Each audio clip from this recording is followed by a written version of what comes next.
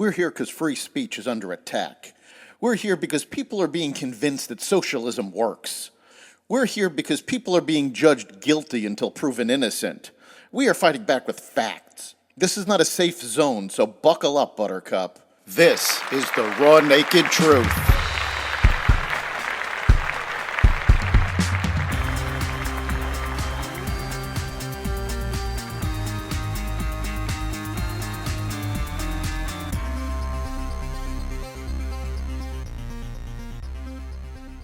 Another school shooting, a budget showdown, economic turmoil, and more. Welcome to the Raw Naked Truth. I'm your host, Eric Lopkin, and here's the news you need to know.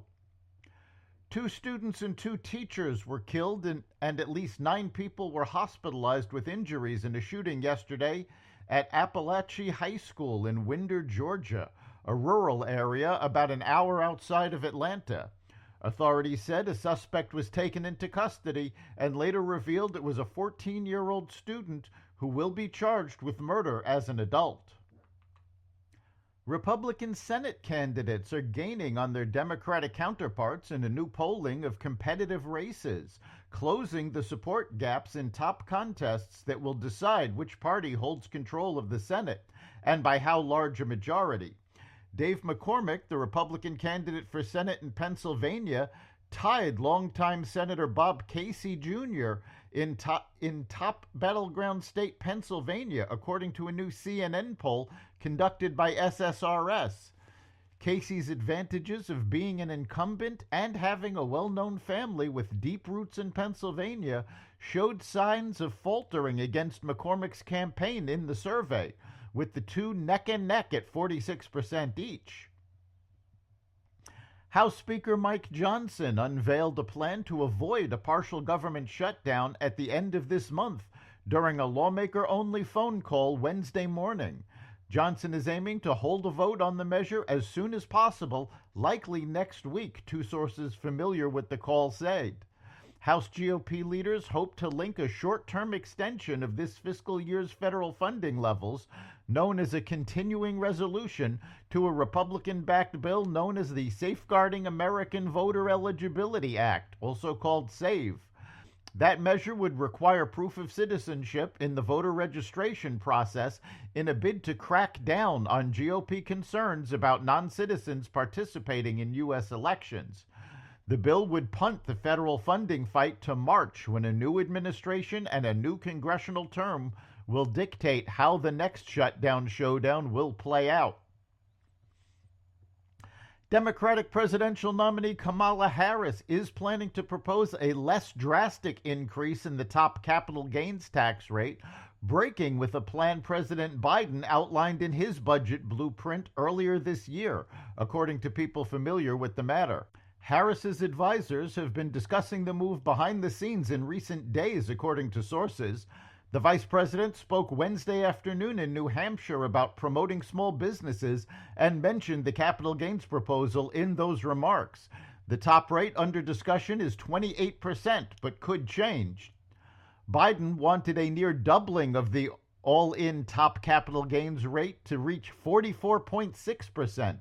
The same 39.6% top rate he wants for ordinary income, plus a 5% investment income tax.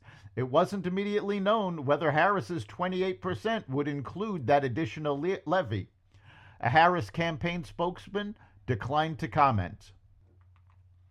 Job openings slumped to their lowest level in 3.5 years in July, the Labor Department reported on Wednesday, in another sign of slack in the labor market. The department's closely watched job openings and labor turnover survey showed that available positions fell to 7.67 million on the month, off 237,000 from June's downwardly revised number and the lowest level since January 2021. Economists surveyed by Dow Jones had been looking for 8.1 million. With the decline, it brought the ratio of job openings per available worker down to less than 1.1, about half where it was from its peak of more than 2 to 1 in early 2022. The U.S. trade deficit widened to a two-year high in July, fueled by a surge of imports in goods and partly reflecting stepped-up efforts by companies to ensure adequate supply ahead of a potential dock workers' strike. The goods and services trade gap grew 7.9% from the prior month to $78.8 billion, Commerce Department data showed on Wednesday. The figure was in line with the median estimate in a Bloomberg survey of economists. The value of goods and services imports increased 2.1% to the highest level since March 2022. Exports rose 0.5%. The figures aren't adjusted for inflation. Volvo has modified its plan to transition into a 100% electric car company by 2030 over concerns about tariffs, the withdrawal of government incentives, and a lack of sufficient vehicle charging infrastructure. In a statement, the Chinese-controlled Swedish car manufacturer said it had decided to cut back on an ambition it set out in 2021 to transition to only manufacturing electric vehicles by the end of this decade. Volvo in 2021 outlined a plan to transition to a fully electric car manufacturer by 2030 with a view to phasing out production of all cars with internal combustion engines, including hybrids. The Biden administration is reportedly preparing to block Japan's Nippon Steel from purchasing U.S. steel, citing national security concerns. The administration did not express exactly what those national security concerns are, but it's a move backed by both Trump and Harris and a popular policy in Pennsylvania, home to U.S. Steel and the most important battleground state in the election. That's the Raw Naked Truth.